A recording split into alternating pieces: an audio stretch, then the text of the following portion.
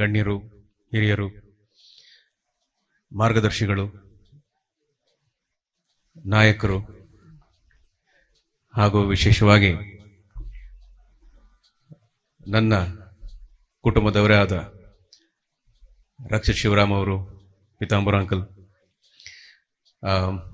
ಇವರೆಲ್ಲರ ಜೊತೆ ಈ ವೇದಿಕೆಯನ್ನು ಹಂಚಿಕೊಳ್ತಾ ಇರೋದು ಇವತ್ತು ನನಗೆ ಕೇವಲ ಒಂದು ಟ್ರೋಫಿಯ ಅಥವಾ ಒಂದು ಪಂದ್ಯದ ಸಂದರ್ಭ ಆಗೋದಕ್ಕೆ ಸಾಧ್ಯ ಇಲ್ಲ. ಇದು ಬಹಳ ಭಾವನಾತ್ಮಕವಾದಂಥ ಸಂದರ್ಭ ನನಗೆ. ಬಹುಶಃ ಎಲ್ರಿಗೂ ನನ್ನ ಒಂದು ಪರಿಚಯ ಇರ್ತಿತ್ತು ಅಂತ ಕಾಣುತ್ತೆ. ಸುಮಾರು 16 ವರ್ಷಗಳ ಹಿಂದೆ ಒಬ್ಬ ನಟ ತೆರೆ ಮೇಲೆ ಇರ್ತಾನೆ, ಕೆಲಸ ಮಾಡ್ತಾನೆ. ಚಿನ್ನಾರಿ ಮುತ್ತ, ವಿಜಯ ರಾಘವೇಂದ್ರ ಅಂತ ಒಂದು ಪರಿಚಯ ಇಲ್ಲ ಅಂತ ನಾನು ಹೇಳ್ತಿಲ್ಲ. ಆದರೆ ಯಾವಾಗ ನಾನು ಸ್ಪಂದನ ಜೊತೆ ಆದನೋ, ಸ್ಪಂದನ ಯಾವಾಗ ನನಗೆ ಜೊತೆ ಆದರೂ ಆವಾಗಿಂದ ನಾನು ಈ ಭಾಗದವನಾದೆ, ಕುಡ್ಲದ ಅಳಿಯ ಆದೆ, ಬೆಳ್ತಂಗಡಿ ಅಳಿಯ ಆದೆ,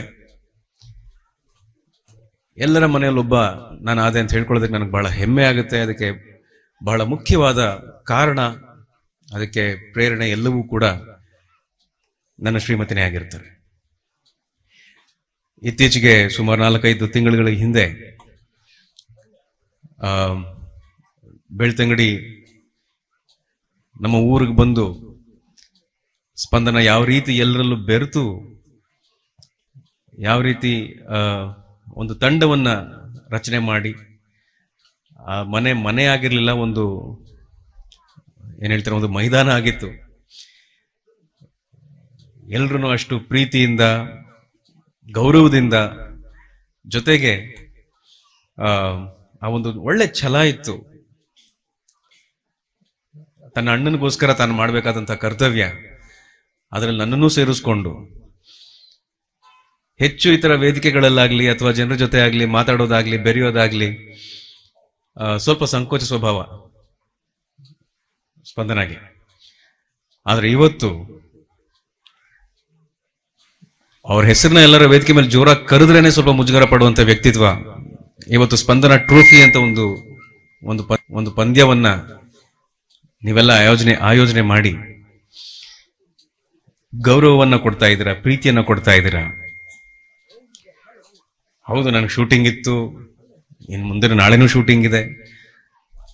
ಆದ್ರೆ ಯಾವಾಗ ಈ ಟ್ರೋಫಿ ಹೆಸರು ಸ್ಪಂದನ ಟ್ರೋಫಿ ಆಯ್ತು, ಆವಾಗ ಅದು ನನ್ನ ಟ್ರೋಫಿ ಆಗುತ್ತೆ. ಅಲ್ಲಿ ನಾನು ಬರಲೇಬೇಕಾಗತ್ತೆ. ಅಲ್ಲಿ ನೀವೆಲ್ಲ ಸೂಚಿಸ್ತಾ ಇರುವಂತ ಪ್ರೀತಿಯನ್ನ, ಅಕ್ಕರೆಯನ್ನ, ಕಾಳಜಿಯನ್ನ, ಇವೆಲ್ಲವನ್ನೂ ಕೂಡ ಸ್ಪಂದನಗೆ ತಲುಪಿಸ್ಬೇಕಾಗತ್ತೆ.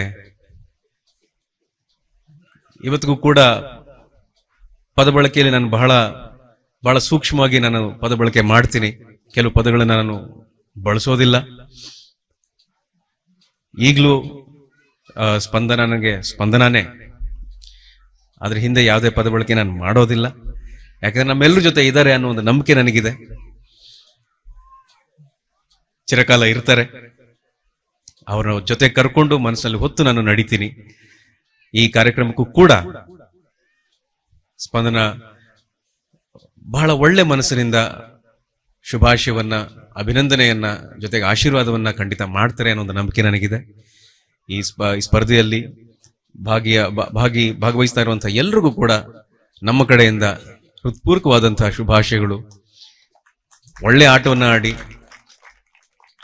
ಈ ಸ್ಪರ್ಧಾತ್ಮಕ ಮನೋಭಾವದಿಂದ ಆಟ ಆಡಿ, ಕ್ರೀಡಾತ್ಮಕ ಮನಸ್ಥಿತಿಯಿಂದ ಆಟ ಆಡ್ತೀರಾ ಅನ್ನೋ ನಂಬಿಕೆ ನನಗಿದೆ. ಇದೇ ಪ್ರೀತಿಯನ್ನ, ಇದೇ ವಿಶ್ವಾಸವನ್ನ ನನ್ನ ಕುಟುಂಬದ ಮೇಲೆ ನೀವು ಸದಾಕಾಲ ಇಡ್ತೀರಾ ಅಂತ ನಂಬುತ್ತಾ ನನ್ನ 2 ಮಾತನ್ನ ನನ್ನ ಶ್ರೀಮತಿನ ಸ್ಮರಿಸ್ತಾ ನನ್ನ ಈ ಮಾತಿಗೆ ವಿರಾಮ ಕೊಡ್ತೀನಿ. ಜೈ ಹಿಂದ್, ಜೈ ಕರ್ನಾಟಕ.